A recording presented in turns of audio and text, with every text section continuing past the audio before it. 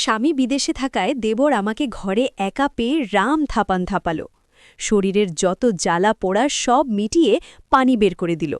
সেই বাস্তব জীবনের গল্পটাই আপনাদের সাথে শেয়ার করব। বন্ধুরা, ভিডিওটি কানে হেডফোন লাগিয়ে পুরোটা শুনুন। রাফিকে দেখে মনে হলো সে আগের মতো আর নেই। আগে দুষ্টু মজা করা ছেলেটা এখন আরও শান্ত পরিণত। আমি জানতাম না কেন তার চোখে তাকালে এক ধরনের আশ্বাস অনুভব করতাম। এক বিকেলে ফুলে পানি দিচ্ছিলাম, হঠাৎ সে এসে বলল, বৌদি, আপনাকে খুব ক্লান্ত লাগছে। কথাটা সাধারণ হলেও আমার বুক কেঁপে উঠল, কারণ অনেক বছর কেউ আমার ক্লান্তির শব্দহীনভাবে পড়ে শোনেনি। অত ছোট্ট একটি বাক্যই যেন মনে হলো কেউ প্রথমবার আমাকে সত্যিকারের মানুষ হিসেবে দেখল। আমি বুঝতে পারছিলাম না কেন রাফির উপস্থিতি আমার ভেতরে আলো জ্বালাচ্ছে। রাফি বাড়ি আসার পর থেকেই অদ্ভুতভাবে আমার কাজের খোঁজ নিতে লাগল। আমি কিছু না বললেও বাজার থেকে জিনিস এনে দিয়ে বলতো, আপনার কাজ কমবে। রান্নাঘরের ভারী হাঁড়ি তুলতে গেলে সে দৌড়ে এসে ধরে ফেলত। তাকে বারণ করলেও সে হেসে বলতো, আপনি এত কাজ করলে ক্লান্ত হবেন। তার এই খেয়াল আর যত্ন আমাকে ভিতর থেকে নরম করে দিচ্ছিল। মনে হতো কেউ যেন আমাকে নতুন করে গুরুত্ব দিচ্ছে, যত্ন করছে। আগের মতো একা লাগত না আর। অজন্তেই তার উপস্থিতি আমার দিনের একটা শান্ত অংশ হয়ে উঠছিল। একদিন সকালে চা দিতে গিয়েছিলাম। রাফি দরজায় দাঁড়িয়েছিল। চা হাতে দিতে গিয়ে দেখি সে গভীরভাবে আমার চোখের দিকে তাকিয়ে আছে। তার সেই দৃষ্টিতে ছিল না কোনো অশোভনতা, বরং এক অদ্ভুত শান্তি আর অনুভবের বার্তা। আমি চোখ সরিয়ে নিলেও বুঝেছিলাম সে শুধু আমাকে দেখছিল না, আমাকে পড়ছিল। সেই মুহূর্তে মনে হল বছর ধরে জমে থাকা আমার নিঃসঙ্গতা যেন তার চোখে জায়গা করে নিচ্ছে। আমি ভয়ও পেলাম, আবার নিজেকে অদ্ভুত নিরাপদ লাগল। সেই দিন বুঝলাম আমাদের মাঝে কিছু একটা জন্ম নিচ্ছে যা আমরা কেউই মুখে বলতে পারছিলাম না। এক রাতে বারান্দায় বসেছিলাম। চাঁদের আলো নরমভাবে উঠোনে পড়ছিল। রাফি এসে পাশে বসল। হঠাৎ বলল, বৌদি, আপনি কি সত্যিই ঠিক আছেন? কেউ এত গভীরভাবে আমাকে কোনোদিন জিজ্ঞেস করেনি। বুকের ভেতরের সব গোপন ব্যথা যেন বেরিয়ে এলো। স্বামীর দূরত্ব, প্রতিদিনের পরিশ্রম, না পাওয়া ভালোবাসা সব খুলে বললাম। রাফি শুধু চুপচাপ শুনল, একটাও কথা বাধা দিল না। তার সেই নীরব মনোযোগ আমাকে ভরসা দিল। প্রথমবার মনে হল আমি কারো কাছে সত্যি সত্যি গুরুত্বপূর্ণ। রাফি যেন আমার ছায়া হয়ে গেল। আমি মন খারাপ করলে বুঝে ফেলত, রান্না করতে কষ্ট হলে সাহায্য করত, কথা না বললেও পাশে দাঁড়িয়ে থাকত। আমার প্রতিটি কথাকে সে গুরুত্ব দিয়ে শুনত। মাঝে মাঝে বলতো, আপনার হাসিটা খুব সুন্দর। আমি জানতাম না কেন এই কথা আমার ভেতরকে আলো ভরে দিত। রাফির সঙ্গ ধীরে ধীরে আমার মনের ভার লাঘব করছিল। একসময় বুঝলাম আমি তাকে পাশে পেলেই শান্তি পাই। তার উপস্থিতি আমাকে প্রতিদিন নতুন করে শক্তি দিত। মনে হচ্ছিল সে না থাকলে দিনটা যেন ঠিকমতো কাটে না। বিকেলে বৃষ্টি পড়ছিল আর ঠান্ডা বাতাস বারান্দা ভরিয়ে দিচ্ছিল। রাফি পাশে দাঁড়াল। বৃষ্টির শব্দে অদ্ভুত শান্তি ছিল। সে বলল, আপনি চাইলে আমি আপনার সব কথা শুনতে পারি। সেই মুহূর্তে তার কথাগুলো আমার হৃদয় ছুঁয়ে গেল। আমি বুঝলাম কেউ যখন সত্যি মনের পাশে দাঁড়ায় তখন অনুভূতি নিজে থেকেই জন্ম নেয়। রাফির দিকে তাকাতে গিয়ে নিজের ভেতর অদ্ভুত ধক অনুভব করলাম। মনে হল আমরা দুজনেই নীরবে পরস্পরের দিকে এগিয়ে যাচ্ছি, কিন্তু সেই টান আমাকে একই সঙ্গে ভয় আর শান্তি দিচ্ছিল। একদিন বিকেলে উঠোনে বসেছিলাম। রাফি অস্থিরভাবে এদিক ওদিক হাঁটছিল। আমি কারণ জানতে চাইতেই সে আসতে বলল, আপনি না থাকলে বাড়িটা ফাঁকা লাগে। তার কথায় আমি থমকে গেলাম। সে আরও বলল, আপনাকে দেখলে শান্তি লাগে। কথাগুলো সরাসরি প্রেমের নয়, কিন্তু তার অনুভূতি স্পষ্ট। আমি ভয়ে বললাম, রাফি, আমরা ভুল পথে পা বাড়াতে পারি না। সে মাথা নিচু করে বলল, জানি বৌদি, কিন্তু আপনি কষ্ট পেলে নিজেকে আটকাতে পারি না। তার চোখের সত্যতা আমাকে ভিতর থেকে কাঁপিয়ে দিল। এরপর থেকে আমার মন ভয়ানক দ্বন্দ্ব পড়ে গেল। রাফির ছোট্ট যত্ন, নরম কথা, গভীর দৃষ্টি আমাকে কাছে টেনে নিত, কিন্তু আমি জানতাম সমাজের নিয়ম আমাদের জন্য কঠিন। অনেক রাত জেগে ভাবতাম, ভালোবাসা কি সত্যিই অপরাধ? মানুষ কি অনুভূতির ওপর নিয়ন্ত্রণ রাখতে পারে? রাফি আমাকে ভরসা দেয়, অথচ আমি সেই ভরসার সামনে নিজেকে দুর্বল মনে করি। মনে হতো আমরা দুজনেই কিছু অনুভব করছি, কিন্তু সেটা বলা যায় না। এই টানাপোড়েন টেনে আমি প্রতিদিন ভেতরে ভেতরে ভেঙে পড়তাম। এক সন্ধ্যায় রাফি বলল, আপনি যদি দূরে থাকতে বলেন আমি থাকব, কিন্তু আপনার কষ্ট আমি সহ্য করতে পারি না। ওই কথাটি শুনে চোখে জল এসে গেল। আমরা দুজনেই জানতাম আমাদের সম্পর্ক কোনো সীমা ছাড়াতে পারে না। তবু এই অনুভূতি সত্য, তাই আমরা সিদ্ধান্ত নিলাম দূরত্ব রাখব, কিন্তু মনের আলোর জায়গাটা রেখে দেব। আজও সে স্মৃতি আমার ভেতরে নরম হয়ে থাকে।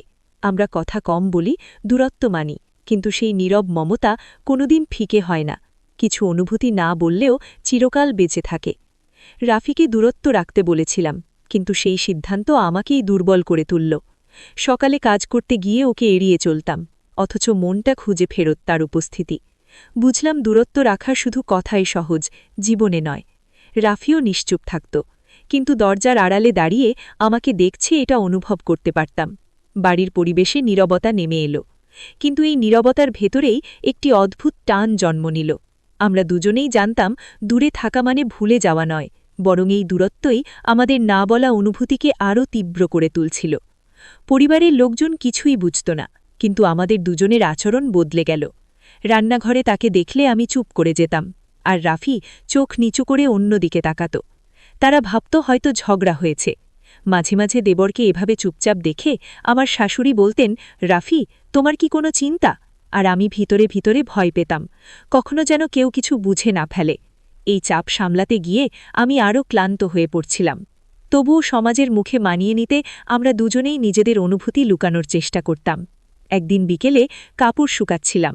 রাফি দূর থেকে দেখল, কিন্তু কাছে এলো না। জিনিসপত্র গুছিয়ে রাখতে রাখতে দেখি টেবিলের ওপরে একটা ছোট কাগজ রাখা।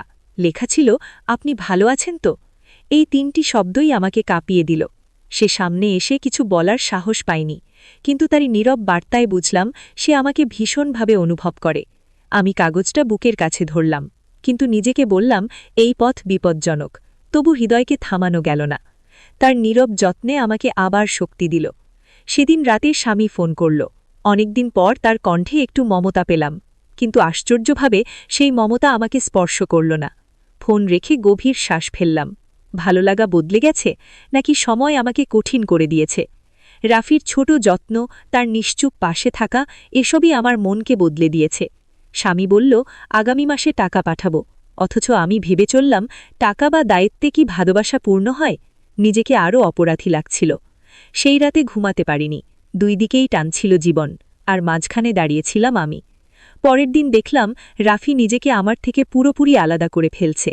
আগের মতো সাহায্য করছে না, চোখে চোখ রাখছে না, এমনকি এক টুকরো হাসিও নেই। বুঝলাম সে জোর করে নিজেকে দূরে রাখতে চাইছে, যাতে আমি সমস্যায় না পড়ি। কিন্তু তার এই দূরত্বই আমাকে আরও ব্যথিত করল। মনে হলো কেউ আমার মন থেকে আলোটাকে সরিয়ে নিচ্ছে। বিকেলে সে ঘর পরিষ্কার করছিল। আমি আসতেই দূরে সরে গেল। সেই নীরবতা সহ্য করতে পারলাম না। বুঝলাম সে যতই দূরে থাকতে চাইবে, তার উপস্থিতির অভাব আমি সহ্য করতে পারব না। একদিন আমরা রান্নাঘরে মুখোমুখি হলাম। আমি ভাত নামাচ্ছিলাম, আর রাফি পানি আনতে এসেছে। কেউ কিছু বলল না, কিন্তু চোখে চোখ পড়তেই বুকের মধ্যে ঢেউ উঠল। আমি বললাম, তুমি দূরে যাচ্ছ? সে নরম স্বরে বলল, আপনার ভালো হোক চাই। তার কথায় রাগ, কষ্ট আর মমতা সব মেশানো ছিল। আমি কিছু বলতে পারলাম না। আমরা দুজনেই বুঝলাম এ সম্পর্ক কথায় প্রকাশ করা যাবে না, কিন্তু অনুভূতি যতই লুকানো হোক, তার ভার দুজনের মনেই জমে রইল। একদিন প্রচণ্ড জ্বর এলো, মাথা ঘুরছিল, শরীর দুর্বল। সবাই ব্যস্ত ছিল, কিন্তু রাফি প্রথমেই টের পেল। আমার ঘরে ঢুকে পানি এনে দিল, কপালে ভেজা কাপড় রাখল। আমাকে এত যত্ন নিয়ে কেউ দেখেনি বহু বছর। আমি দুর্বল কণ্ঠে বললাম, তুমি কেন এলে? সে বলল, আপনাকে একা দেখে থাকতে পারলাম না। তার চোখে সেই সত্যিকারের উদ্বেগ দেখে আমার সব ভয়, সব দূরত্ব ভেঙে পড়ল। বুঝলাম এ অনুভূতি থামানোর মতো নয়। জ্বর কমলে আমি বারান্দায় বসেছিলাম। রাফি একটু দূরে দাঁড়িয়েছিল, কিন্তু চোখে এক ধরনের শান্তি। আমি তাকে বললাম, তুমি পাশে না থাকলে হয়তো আমি এত তাড়াতাড়ি সেরে উঠতাম না। সে মাথা নিচু করে হাসল। সেই হাসিতে মমতা ছিল, আবার যন্ত্রণাও ছিল, আমাদের সম্পর্কের মতোই।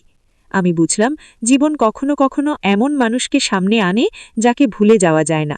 রাফি আমার জন্য শক্তি হয়ে উঠেছে, যদিও আমরা দুজনেই সীমা মানতে বাধ্য। অনুভূতির তীব্রতাই আমাদের কাছাকাছি রাখছিল। আমরা আগের মতো স্বাভাবিক হতে চেষ্টা করলাম। কাজের মাঝে কথা হতো, কিন্তু সীমারেখা মেনে রাফি খুব সতর্ক। আমি বুঝতাম সে আমাকে ভালো রাখতেই নিজের অনুভূতি চাপা দিচ্ছে।